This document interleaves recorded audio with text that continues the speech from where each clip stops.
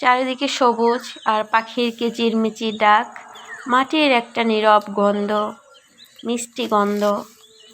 এই গ্রামের পরিবেশটা কিন্তু অসাধারণ লাগে।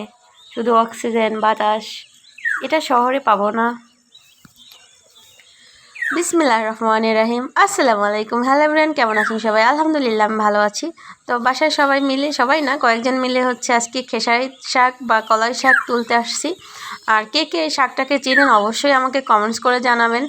আর এক এক অঞ্চলে এক এক নামে এই শাককে চিনে, কেউ কলাই শাক বলে, কেউ খেসারি শাক। এই শাকগুলো তুলে নিয়েছি। আর শাকগুলো কিন্তু অনেক সফট, একদম সফট।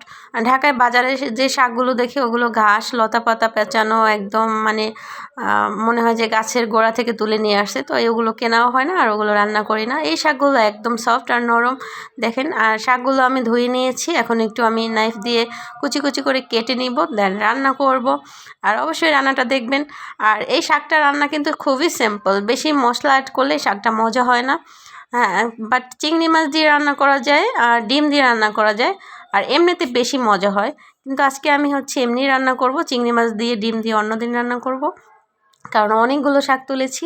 তো আজকে অল্প শাক আমি শুধু এমনি রান্না করব। আর শাকগুলো আবার আমি হচ্ছে কেটে ধুয়ে নিয়েছি। এবার হচ্ছে আমি একটু পেঁয়াজ মরিচ এগুলো হচ্ছে ভেজে নিব, দেন শাকটা আমি রান্না করব। আর শাকের কালারটা দেখেন কি সুন্দর লাগতেছে না, একদম সবুজ কালারটা। আর এত কুচি কুচি করে কেটেছি, আরও ভালো লাগতেছে দেখতে। আর শাকের স্পেশাল মশলা হচ্ছে, এই শাকে হচ্ছে শুধু রোস্টেড শুকনো মরিচ, এটা গুঁড়ো করে হচ্ছে লাস্টে অ্যাড করে দিলেই অনেক মজা লাগে, এটা খেতে অনেক টেস্টি হয়। তো ফার্স্টে আমি রসুনটা হচ্ছে ভালোভাবে ফ্রাই করে নেব, ব্রাউন করে ভেজে নেব, দেন পেঁয়াজ কাঁচামরিচ অ্যাড করব। পেঁয়াজ কাঁচামরিচটা একটু ভালো করে ভেজে নিতে হবে, একটু ব্রাউন কালার আসলে ভালো লাগে।